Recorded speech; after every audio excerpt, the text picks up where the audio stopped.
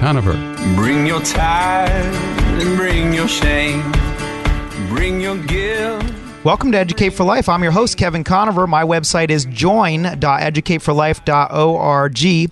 If you've been keeping up on the news, and if you're familiar with the discussion over transgender rights, which is a huge topic in the media today with the decision Trump made a while back about transgenders in the military and so forth, then we have athletes who are transgender who are joining sports teams of the sex that is opposite to their birth. So you have men who are transgender joining women's sports teams. It's kind of throwing things off. A lot of people don't know how to deal with this.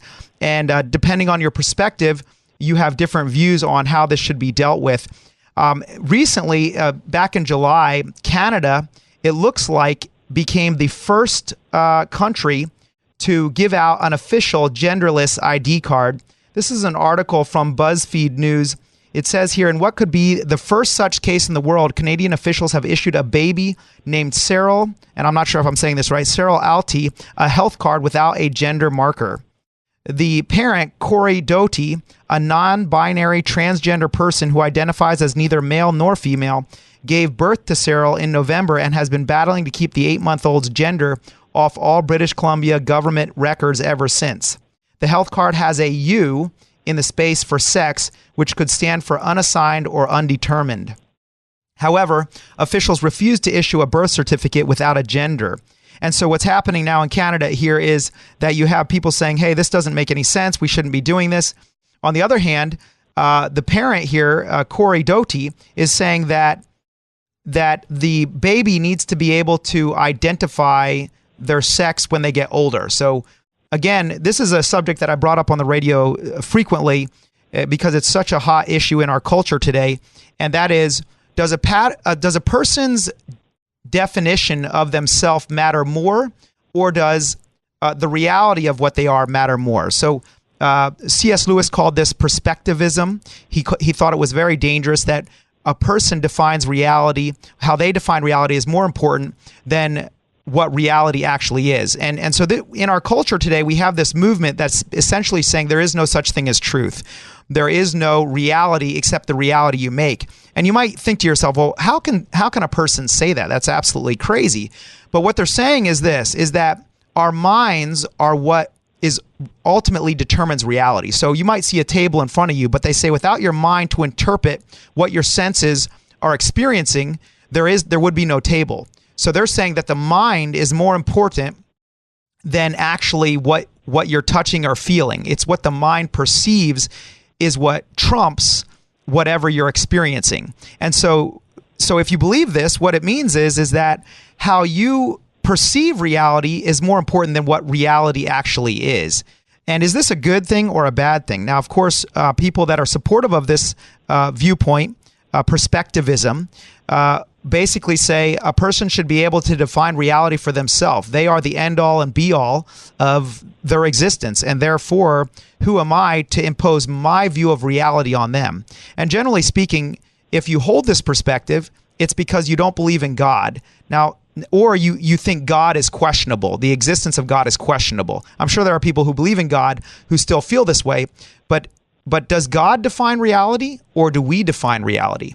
Am I in authority over existence, or is God in authority over existence? Did God make male and female, or do I define what variety of sexes there are? These are important questions, and they really affect how we live, how we treat others, and ultimately also what laws are going to be established in our country and around the world. And it's a huge culture war that's happening right now. I have a guest today who is familiar with these issues and this discussion.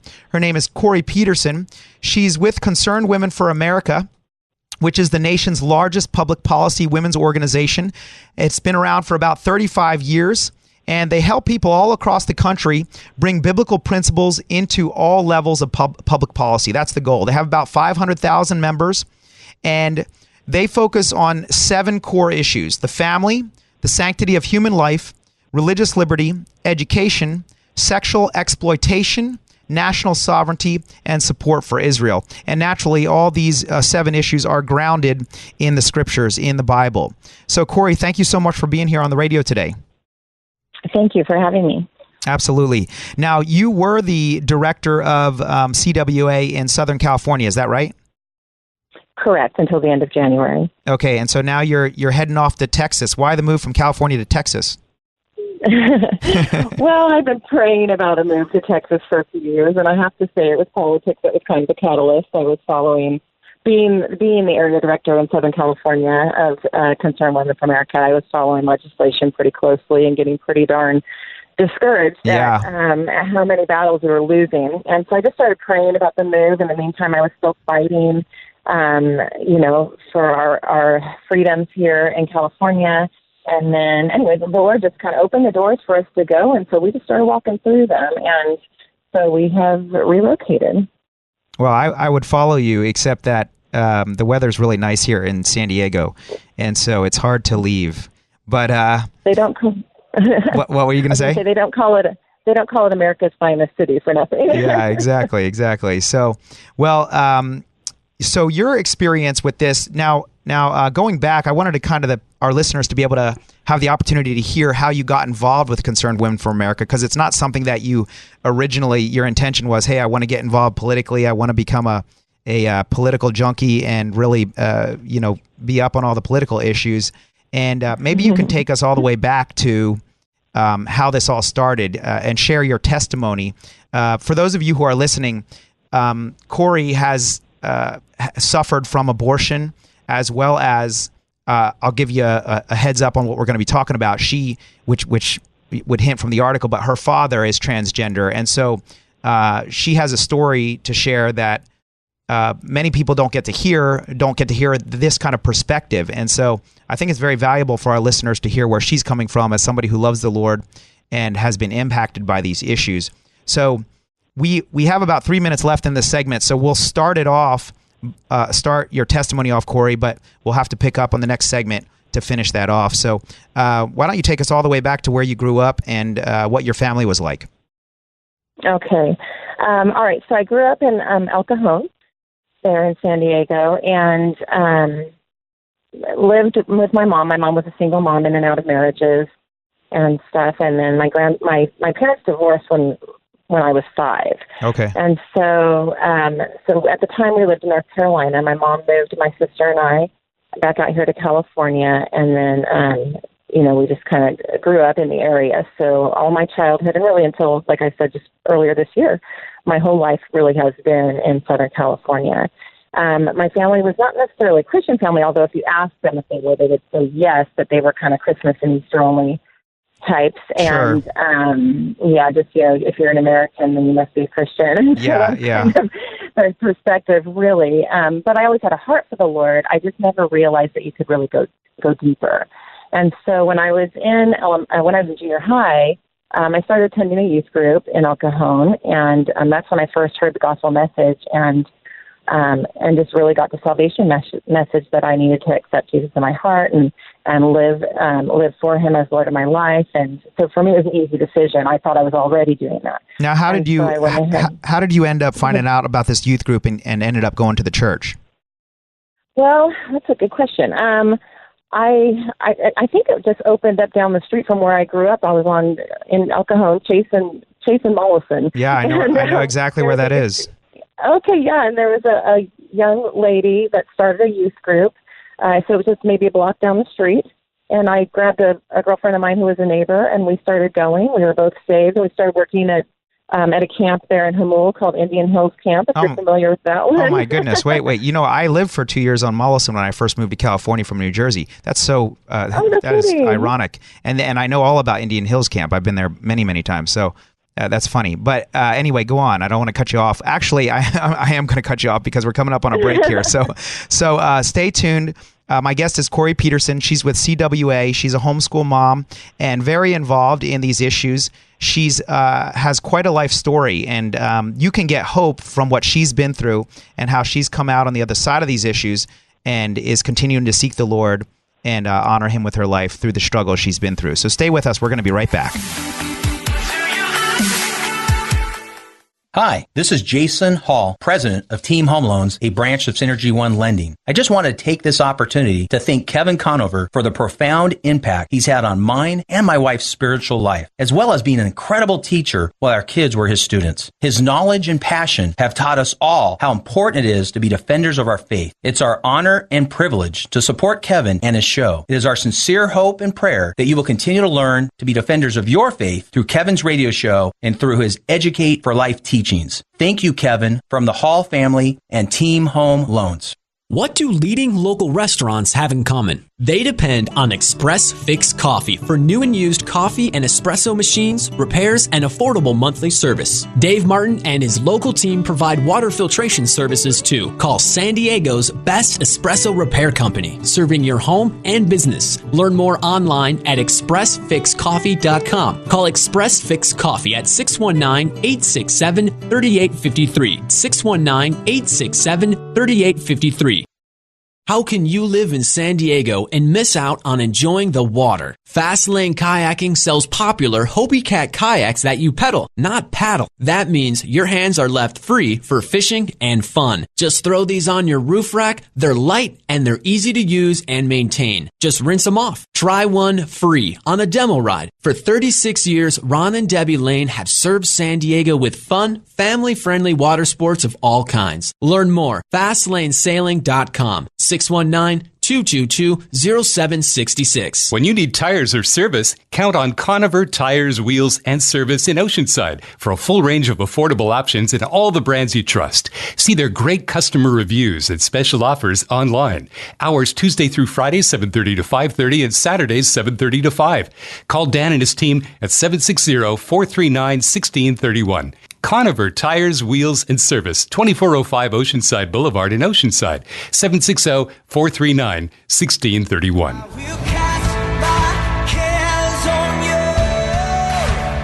Thanks for listening today. This is Educate for Life. I'm your host, Kevin Conover. My website is join.educateforlife.org. If you want to pick up a copy of this radio program, you can.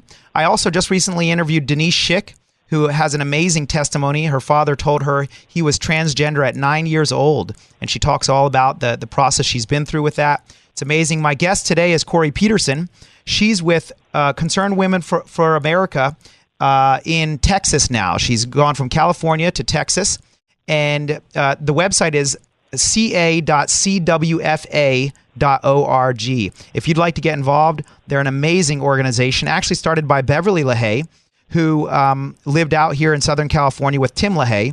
Tim LaHaye was the author of Left Behind, so all these kind of ties together here. But so Kori, you were telling us that you were growing up in El Cajon, California. You went to a church there. You ended up getting invited. Somebody started a youth group, and you ended up turning your life over to Christ. So pick up from there. What happened next? Sure. So then I went to high school, El Cajon Valley High School, was very involved in the youth group at another church down there on Mollison. And then I also got very involved in Youth for Christ Campus Life while I was in high school. And so my leader was Darren Higgins. Oh my gosh. Are you, what? Yeah. He teaches Bible with me at Christian high school. That is too funny. I'm going to have to tell him about this. That is too funny. I didn't know any of this before we started this show. This is crazy. Yeah, I mean, me and Darren are really good friends, and we talk all the time. He gives me a hard time all the time. Darren, if you're listening. Yeah, that sounds about right. Yeah, exactly. So that's great. Okay, keep going. Well, Darren was really influential in my life in high school, and I think probably kept me on a straight path. I really wasn't too interested in veering off into the party scene or anything like that, but just stayed real involved in campus life and worked very closely with Darren and used to babysit his daughter and back in the day. Mm-hmm. Well, after high school, I feel like I just kind of dropped off. You know, I didn't transition well from high school to college and not really, not just high school to college. I mean, spiritually, I didn't transition well. You know, going from youth group and this kind of focus on youth activities and then transitioning into, you know, what it's like to be an adult Christian. Really. Yeah. There's kind of a gap there. Yeah, it's difficult because a lot of times you have a community in high school, and then when you move off to college, that community is kind of missing, and so it's harder to. Would you say it's harder to maintain your Christianity without that kind of body of Christ around you? I would think so, because your whole culture is kind of changing. You know, your circle is changing. Of course, you know, I was so immersed in Youth for Christ and the youth group. Like, that was kind of my social sphere.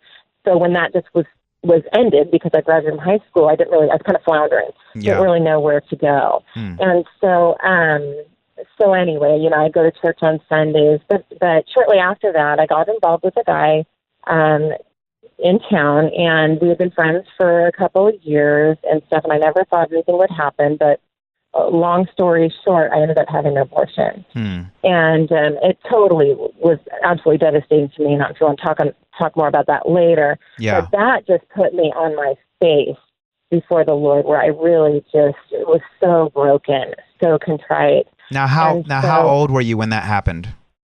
It was just before my 20th birthday. Oh, that has to be absolutely devastating. And did you have people that were supporting you after you went through that, or were you kind of were you on your own? I mean, because that's not something that you want to tell people, especially at that age. Right. So what happened there? And especially with the reputation I had as being this good girl involved in all these Christian clubs and high school and stuff. So, yeah, no, the only person that knew was my boyfriend. And then I had told one other friend that I was going to school with over at Grossmont College. Well, so only two people knew. Yeah, only two people knew. It was such a hard and difficult, shameful time in my life. Now, I kind of want to just pause here, because I feel like it's important to let people know how to respond to this. So looking back on your life and what you had gone through at that point, let's say there's a girl out there right now who's maybe going through something similar. What would you say to her, and what would you say to maybe people involved about what should be done, and how should they be responding, and what should be going on in their heart? Because that's such an intense pain. I want somebody to have hope now if they're listening and this is what they're going through. What would you say to them? I would say find a pregnancy resource center, something like the Pregnancy Care Center in El Cajon, or Silent Voices down in Chula Vista, or Ramona Pregnancy Center up in Ramona, or is it Life Choices, I think, in Poway. They're all over the city. I would tell any of these women, do not head to Planned Parenthood. Head to one of these resource centers, because they want to love you, they want to love your baby, and they want to help you. And a lot of the narrative is that, pro-lifers, they only want to save the baby, they don't care about the mother. I hear that all the time. Yeah. And nothing could be further from the truth. If you would hear, in Imperial Valley, there's a group called Real Hope Center, and they will even help get these girls through school. There's no limit to what they will do for these girls. And so so I would just say, I think if I had known that, I think I would have gone that direction. But the only thing I knew, my default was Planned Parenthood, just because Planned Parenthood was in the schools. My boyfriend knew about Planned Parenthood. That's all I knew. And, they're in the abortion industry. So anyway, I think that's really, if there's someone out there, finding pregnancy resource centers, because they are just there to serve, and they are volunteering their time. They are doing everything they can to help these girls and their babies. And if it's a boy who's listening to this right now, and he's the one that got the girl pregnant, what would you say to him? I would just say to be so compassionate. It's such a terrifying thing to go through crisis pregnancy, especially when you can't tell anybody. And so, and to know that, because I think we look at abortion like it's an easy answer. Oh, nobody will know. We'll go on with our lives. Yeah. And, that's what's being told to us. But, we can see when you look at women who have been grieved over their abortions, and men, too. And I even met a grandpa recently who was so grieved over an abortion in his family. These are not things that we just get over and move on from. They're things that we carry with us our whole lives. And if we don't heal from them, they do affect our decisions through the rest of life. So I would just encourage them to not think that it's just a quick problem that will go away. there's a problem now with the crisis pregnancy. Don't compound it by adding abortion to it, because that is taking the life of a child, and then you're going to have to bear that forever. Yeah, and that. So I just want to encourage, if you're listening out there right now and you know somebody who's struggling with this or considering abortion, a lot of people think abortion, like Kori said, is going to just solve the problem, but it actually makes the problem worse. And that's what Planned Parenthood doesn't tell people, is that this is not a memory that just disappears. And I just want to emphasize what you said, Kori, again, is that the people at these pregnancy centers, they are there for you. They want to help you. They want to love you. They're going to wrap their arms around you. Nobody's going to condemn you or judge you or ruin your life. They're there to help you through this. And there's no place you're going to get more compassion and kindness and help, financial help, spiritual help, emotional help. Everything you need, they're going to do it. I have a good friend that works at a pregnancy care clinic here in San Diego through College Area Pregnancy Services, and what they do is just fantastic. So, again, I just want to encourage you to do that, and I think that's so powerful. We're coming up on another break here. The segments go by so quick here, but my guest today is Kori Peterson, and she's with Concerned Women for America. If you don't know about this organization, please get involved with them. You can visit their website, cwfa.org, or here in California, ca.cwfa.org. And they've got over 500,000 members that are working very hard, working together as a team to make a difference in public policy decisions. And so this is our opportunity to have an impact beyond what we can do alone, and to join up. And they send out alerts about things that are happening so that you can be involved, and you can make phone calls, you can donate, you can do all kinds of stuff so that you can have an impact on our culture for Christ. Okay, we're going to be right back. We've got a few more segments, and we're going to hear the rest of Kori's story, including her transgender father and how she has responded to that issue. We'll be right back. Before I bring my need, I will bring my heart.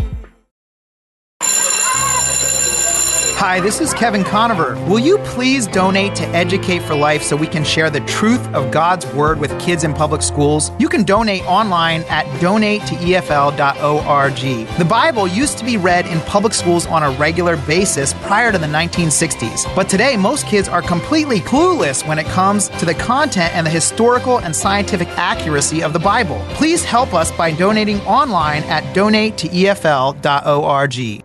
Hi, this is Jason Hall, president of Team Home Loans, a branch of Synergy One Lending. I just want to take this opportunity to thank Kevin Conover for the profound impact he's had on mine and my wife's spiritual life, as well as being an incredible teacher while our kids were his students. His knowledge and passion have taught us all how important it is to be defenders of our faith. It's our honor and privilege to support Kevin and his show. It is our sincere hope and prayer that you will continue to learn to be defenders of your faith through Kevin's radio show and through his Educate for Life teachings. Thank you, Kevin, from the Hall family and Team Home Loans. Hi, I'm Marissa Conover, and I would love to help you buy or sell your home. I've worked as a realtor for more than 13 years, and as a San Diego native, my passion and experience will help make your move as peaceful as can be. Call me at 619-251-1577. That's 619-251-1577, or visit conoverhomes.com.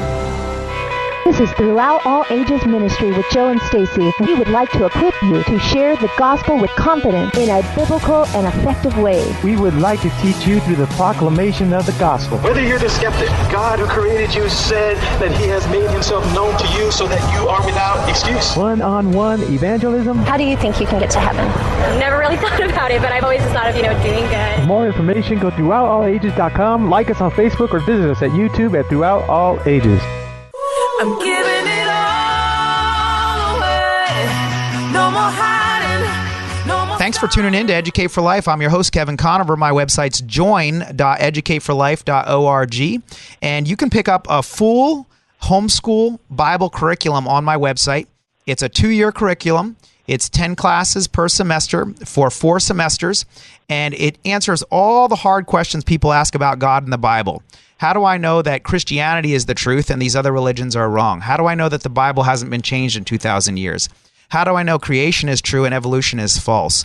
How do I deal with somebody who's embracing the homosexual lifestyle? How do I love them, but at the same time tell them the truth?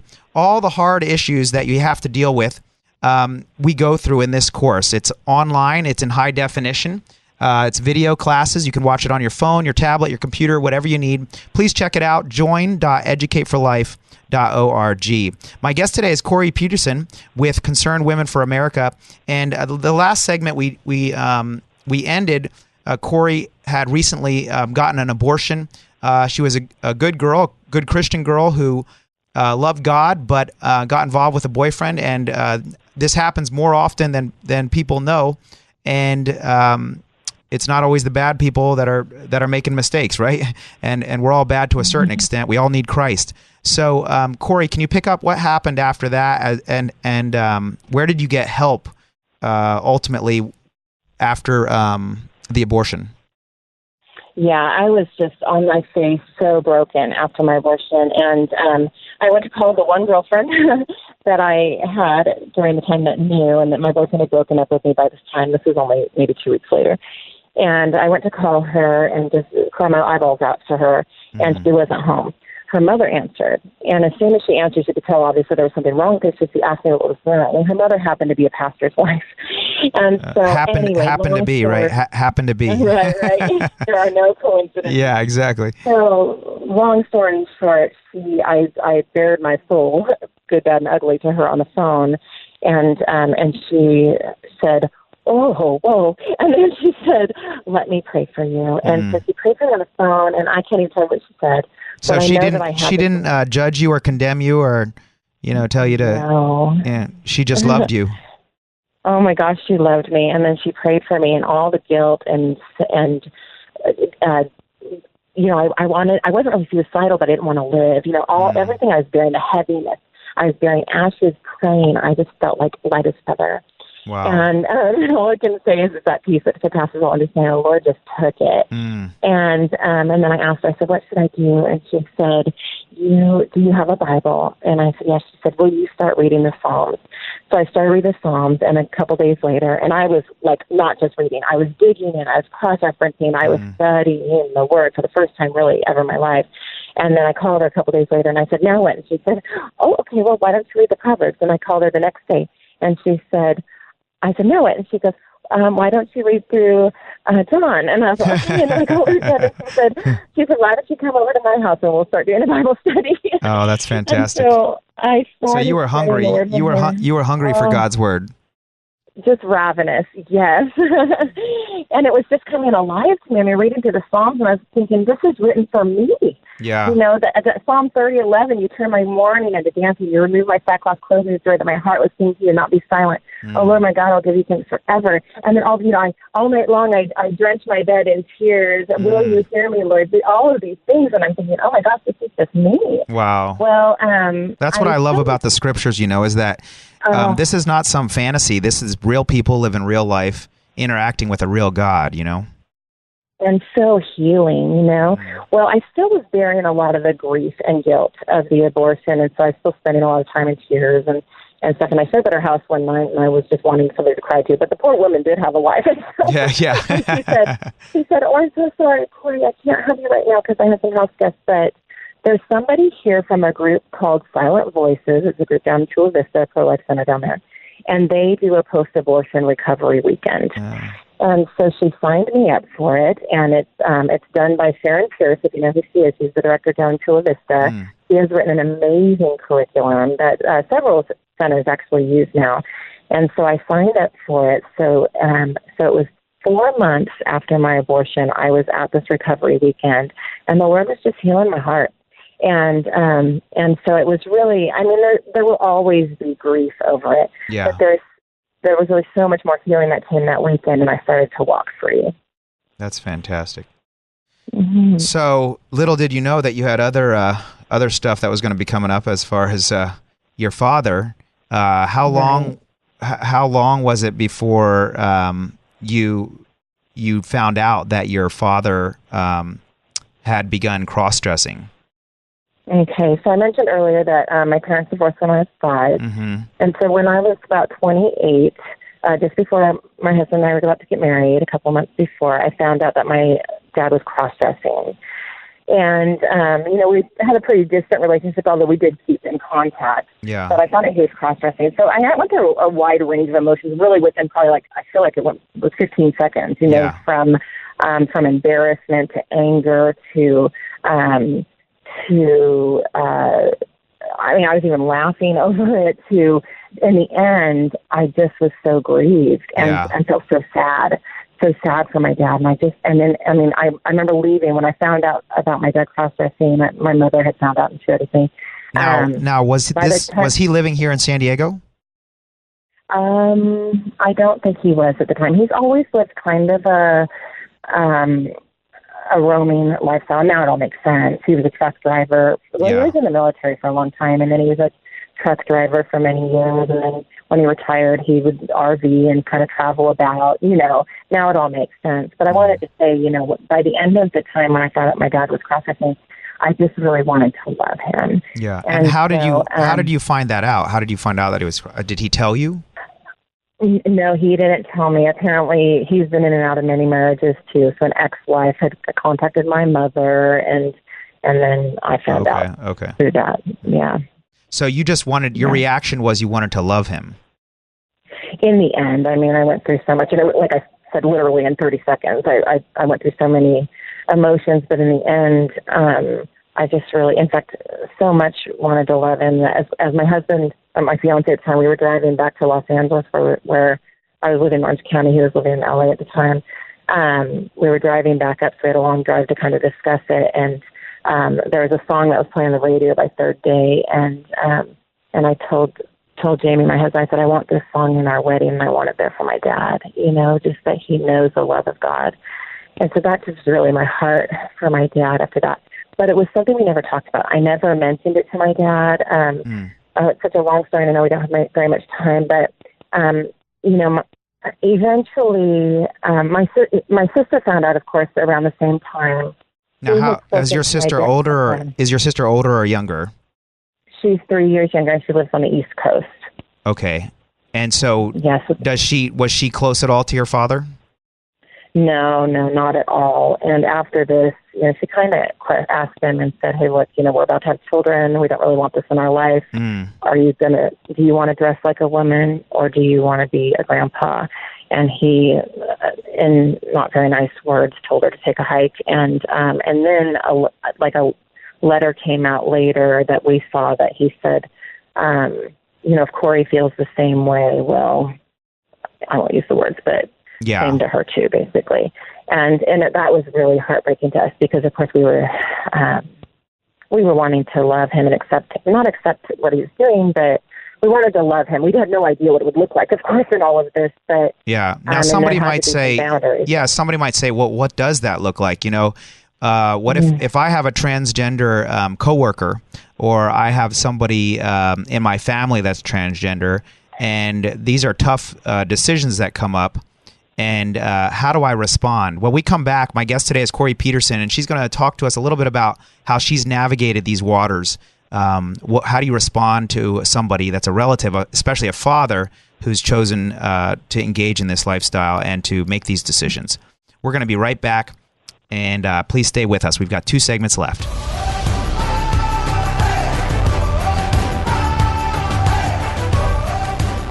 Hi, this is Jason Hall, president of Team Home Loans, a branch of Synergy One Lending. I just want to take this opportunity to thank Kevin Conover for the profound impact he's had on mine and my wife's spiritual life, as well as being an incredible teacher while our kids were his students. His knowledge and passion have taught us all how important it is to be defenders of our faith. It's our honor and privilege to support Kevin and his show. It is our sincere hope and prayer that you will continue to learn to be defenders of your faith through Kevin's radio show and through his Educate for Life teachings.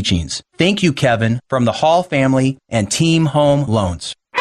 This is Throughout All Ages Ministry with Joe and Stacy. We would like to equip you to share the gospel with confidence in a biblical and effective way. We would like to teach you through the proclamation of the gospel. Whether you're the skeptic, God who created you said that he has made himself known to you so that you are without excuse. One-on-one evangelism. How do you think you can get to heaven? I've never really thought about it, but I've always thought of, doing good. For more information, go to throughoutallages.com, like us on Facebook, or visit us at YouTube at Throughout All Ages.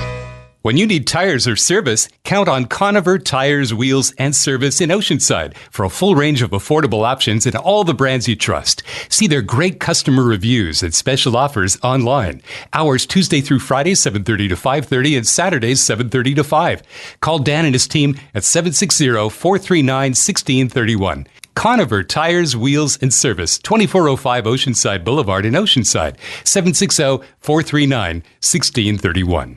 Do you have one-button espresso machines in your home or business? They make delicious coffee drinks, but they're not maintenance-free. Express Fix Coffee is San Diego's source for coffee and espresso machine repair, sales, and service. Call Dave Martin at Express Fix Coffee for new and used espresso machines, repairs, parts, and accessories. They'll save you time and money. Call Express Fix Coffee at 619-867-3853. Learn more at expressfixcoffee.com.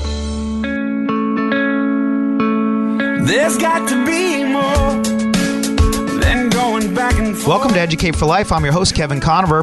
Please check out my YouTube channel. It's youtube.com/Educate for Life video. We've got somewhere around 70 or 80 different radio programs up there, all that have to do with all kinds of amazing issues and amazing people. I've got up there, let's see, Dr. James Torr. He is one of the foremost scientists in the world. He's an organic synthetic chemist. He talks about how he knows evolution is not true. It's absolutely fantastic.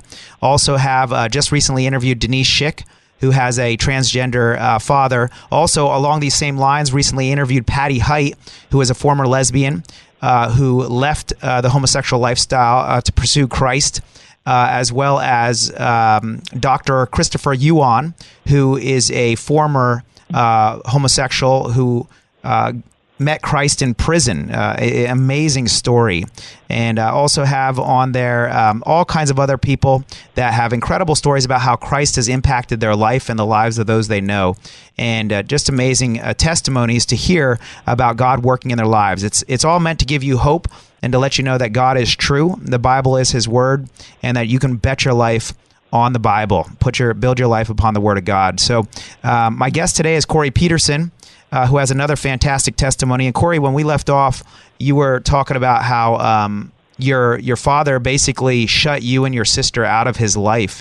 And so I think the question for those who have, you could say transgender or people who have embraced the homosexual lifestyle and they're trying to navigate these waters. How do I be a Christian and be loving? Because Christ told us to love all people. But at the same time, what does that mean? Does that mean at Christmas time, my transgender father who's dressed like a woman comes over and spends time with my kids?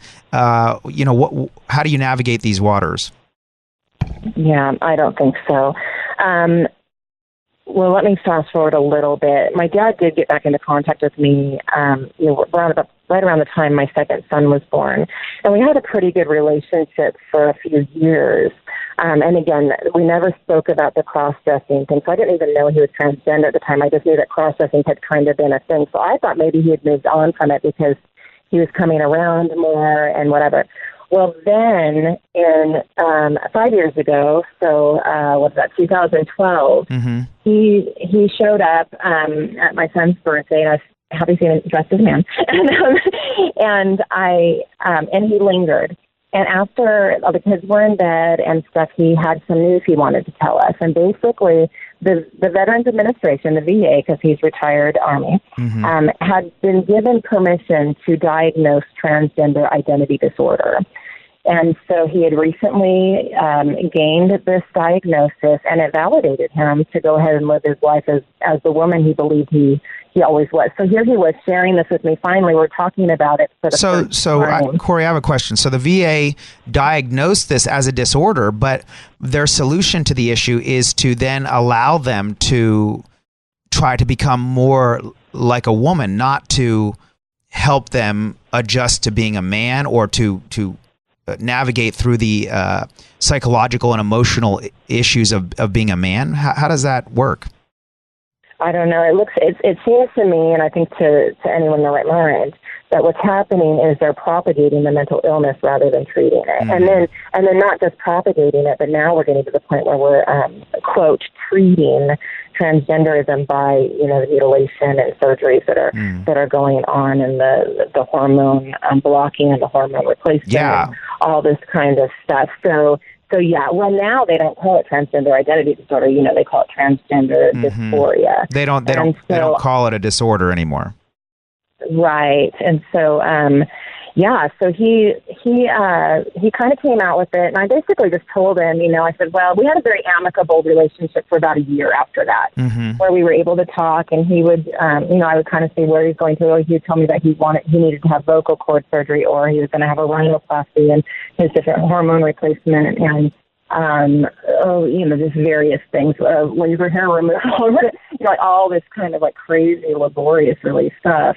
So he would just kind of keep me in the loop and all this. So we would either text, we would talk on the phone, or we would email. And then occasionally we'd see each other as long as he was dressed, in jeans and a T-shirt as a man. Well, then he started pretty much just dressing every day as a woman. And so I asked him, I said, is this what you're doing? Because I don't want you to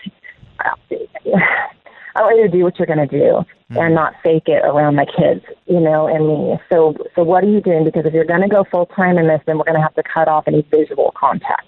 Let's go ahead and still talk on the phone. Let's email, let's do that. So that's kind of where we went within that year. So can I ask you, Kori, I ask you, so it's clear your decision was if he was going to choose this lifestyle, you were going to not allow him to be around your children.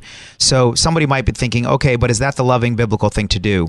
Can you explain your thoughts on that? Why was that the decision that you and your husband came to as far as your father was concerned? Somebody might be thinking, well, wouldn't it have been more loving to allow him to be around you and their kids regardless of how he dressed? What can you expound on that?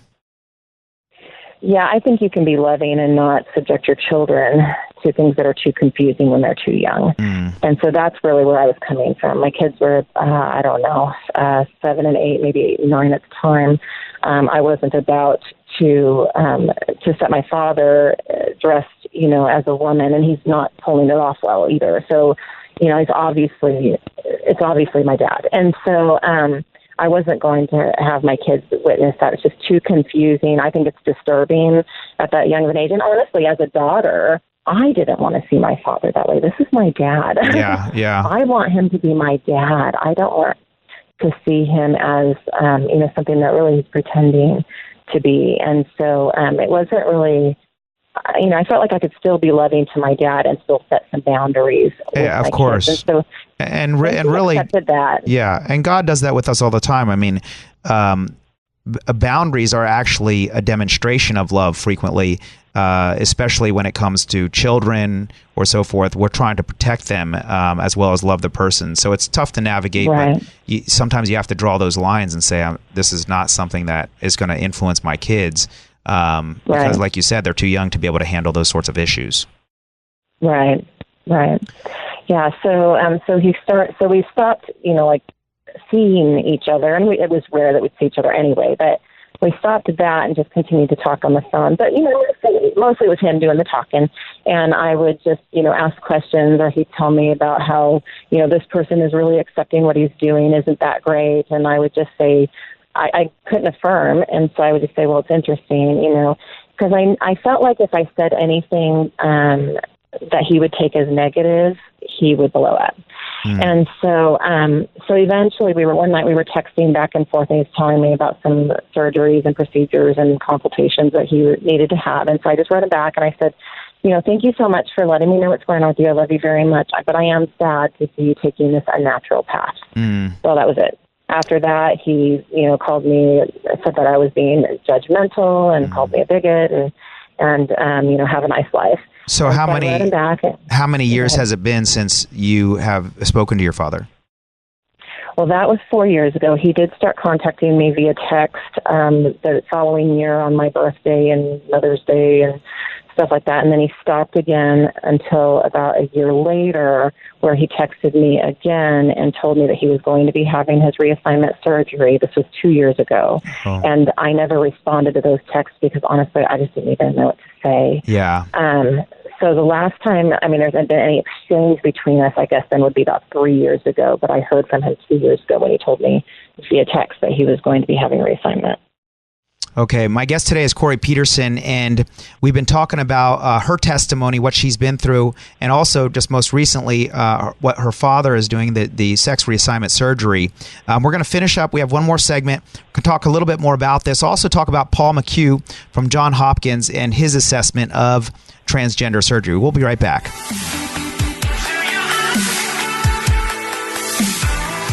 For 36 years, Fast Lane Kayaking has helped people like you experience everything that's great about San Diego. Fast Lane makes fishing and water sports fun and easy. Hobie Cat kayaks feature a popular pedal system, not paddles, keeping your hands free as you fish. You no longer need to tow and gas up a boat to experience great San Diego fishing. Call or come in for your no-charge demo ride. 619-222-0766. FastlaneSailing.com. At Dana Landing Marina across from SeaWorld. 619-222-0766. Hi, this is Jason Hall, president of Team Home Loans, a branch of Synergy One Lending. I just want to take this opportunity to thank Kevin Conover for the profound impact he's had on mine and my wife's spiritual life, as well as being an incredible teacher while our kids were his students. His knowledge and passion have taught us all how important it is to be defenders of our faith. It's our honor and privilege to support Kevin and his show. It is our sincere hope and prayer that you will continue to learn to be defenders of your faith through Kevin's radio show and through his Educate for Life teachings.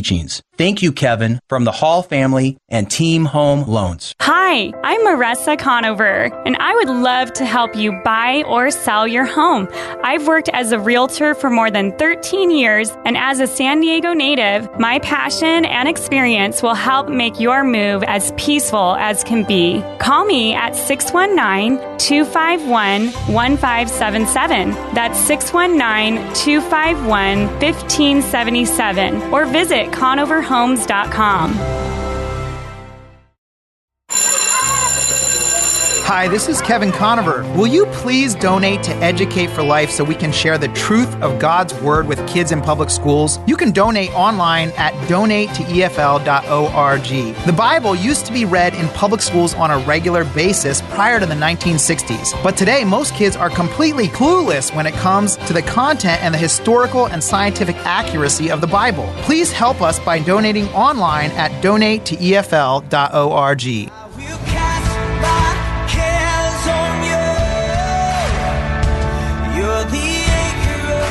Welcome to Educate for Life. I'm your host, Kevin Conover. My website is join.educateforlife.org.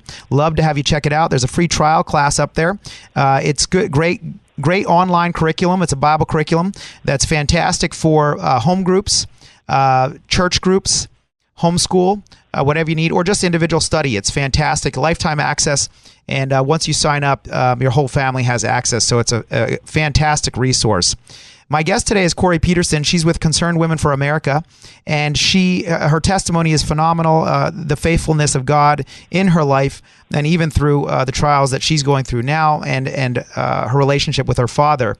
And I wanted to just start off this segment because a lot of people think that somehow the transgender surgery is doing people a favor, but according to Paul McHugh, who was the hospital's chief of psychiatry, Johns Hopkins chief of psychiatry from 1975 to 2001, he says that this is a mental problem, not a physical, biological problem. So whereas those who are supportive of transgender surgery might say, hey, we got to fix this problem by adjusting the body to fit the mind, what he's saying is there's been trauma in the mind that has caused this person to have this dysphoria, and we have to adjust the mind to fit the body, because the body is reality, but the mind is perceiving things wrong. And this is really what the battle is about, does our mind define reality, meaning our perceptions, or is reality what it is, and we have to adjust the way we think to fit reality? And the Bible talks all about this kind of an issue, that ultimately our mind, God is reality, and we have to adjust our mind to think the way God thinks, because he created all of creation. And if our mind deviates from his creation, how he's created things, then we're only going to experience pain. And I just want to make it clear that both Kori and I, we love people, but we think that the solutions that the world is proposing are actually hurting people, not helping them. Would you say that's right, Kori? Yes, definitely. And your involvement with CWA, why did you start to get involved with them, and how did that process take place? Because I love what you said. I read a little bit of your biography, how you were saying that this isn't something that you were necessarily excited about. You were somewhat fearful, but yet you took those steps anyway. Yeah. Well, after my abortion back in '94, I used to listen to KPRC when I was living in San Diego, and Beverly LaHaye Live was a show that was on at the time. And so that's when I first was kind of introduced to CWA, but I didn't really follow. And then just about, I don't know, maybe 2008, 2009, I received a contact through my church in Borrego Springs asking if I would start a prayer action chapter, Concerned Women for America prayer action chapter at my church. And so I went ahead and started doing that, and it was just a monthly meeting. I'd get some ladies together. We'd read through the Concerned Women for America newsletter, pray about stuff going on, and then take action, whether that would be calling a legislator or doing a petition drive or whatever. So I started doing that, but I started getting real vocal politically. I'm not even really sure what the catalyst was. I don't know if it was the last administration. I don't know if it was homeschooling my children. I don't know if it was I suddenly fell in love with American history back in about 2007. I don't know, but maybe all those things where I just started paying a lot more attention politically. So I started just really speaking out on social media and stuff like that. Well, in the meantime, I'm leading this prayer action chapter. Well, then the Southern California area director at the time, Ruth Smith, who is now the current director again, she had contacted me and said, look, I need to resign because I need to focus on some children's and music ministry. I really think this is a good fit for you. Will you take it? So I went ahead and stepped into the role of Southern California area director. And yes, it was very, very scary for me. What was the scariest? What was the scariest part about that? The hardest thing for me are things like this, like radio interviews or speaking. So are you really nervous right now, or are you more comfortable? Okay, well, an hour before you called me, I was crying. I was okay, so that's good for our listeners to hear the behind the scenes. Right now. No, I'm quite at ease right now that you're making it easy. So thank you. Oh, good. I think the hardest thing I had to do, I really believe I used to think that when someone asked me to speak, I needed to pray about it or whatever, and I think sometimes you do. Sure. But when it's your testimony, this is just my conviction. I'm not saying this is for everybody, I guess, but my conviction is when someone asks me about my testimony, I need to speak it. And it's revelation that just comes to my head all the time, where it says, they overcame the devil by the blood of the Lamb, the word of the testimony, and not loving their lives to death. And for me, the not loving your life to death is the fear. Because coming on the radio is close to dying, right? They say that people fear public speaking more than they do dying. So there you go. Oh my goodness. That's great. I want to speak. Somebody wanted me to share my testimony at a hospital board meeting down at El Centro because they opened up a Planned Parenthood there 2 years ago, and we were fighting that. It's its own story. But oh my gosh, it was terrifying. But as soon as they asked me, I knew I had to say yes. So I went, and I was like, you know what, Lord, if I fake and I look like a fool, then I fake and I look like a fool. I'll just write my words down and read them if I have to. But I want to speak your truth here, you know. And so, so that's really what's kind of been out of my comfort zone. But you know what the cool thing is like God uses that. He uses us because it causes us to trust in Him. It causes us to not put so much faith in how we look. You know what I mean? Or at least for me. Yeah. You know, I'm so worried sometimes about how people are going to perceive me. Am I going to embarrass myself or whatever? And I just kind of got to the point where I was like, you know, Moses said that he couldn't speak, and God said He would speak for him. There you go. That's kind of what I've clung to. Is, you know, if I look like a fool, it's Esther, if I perish, I perish. You know, let me just do what I need to do. I'd rather be obedient than comfortable. I love it. So that's really kind of the big thing I've learned in the last couple of years working with Concerned Women for America. And that's such a powerful message, because if there was ever time we needed more and more people to, decide to have that courage, decide, hey, I'm just gonna go for it.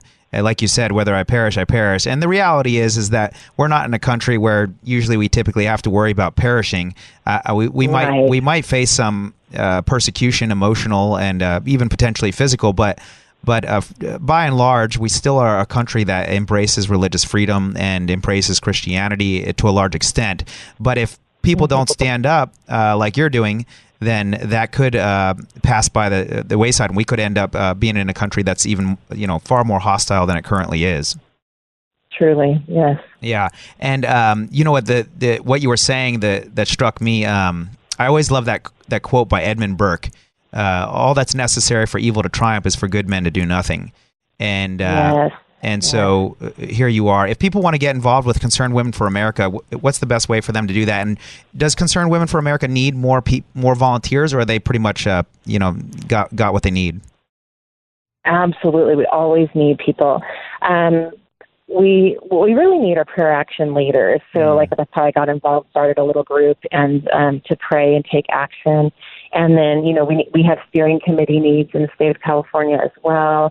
So the best thing to do is to go to concernedwomen.org or cwfa.org, or specifically in the state of California, going to that ca.cwfa.org website and signing up there. Sign up for the e-alerts, become a member. It's a $25 donation to become a member, and then you get the resources from CWA and kind of see what they're up to. Because besides the prayer action chapters, which is our grassroots, they have a strong national presence and stuff. I'm actually heading to DC on Tuesday next week for our leadership training, and we have a policy briefing in the White House on Thursday next week. Yeah, so it's kind of exciting. That is very exciting. We are. Well, it's funny. I'm sorry, Kori. We are just about out of time here, so please support Kori, support CWA, and we'll be praying for you, Kori. Thank you for being on the show today. Thank you so much. God bless you. Absolutely. I hope you guys join me next week, those of you who are listening, every Saturday, 2 to 3, also on YouTube and podcast. I hope you have a fantastic Saturday. Stay close to the Lord and keep reading your Bible. God bless you. Did you miss part of today's program? Don't worry, we're committed to helping you get the info you need. Okay, that was dumb, but for real, visit educateforlife.com for podcast and video recordings of the show and to sign up for the School of Unshakable Faith. Leave us your comments, compliments, questions, or concerns at 800-243-9719.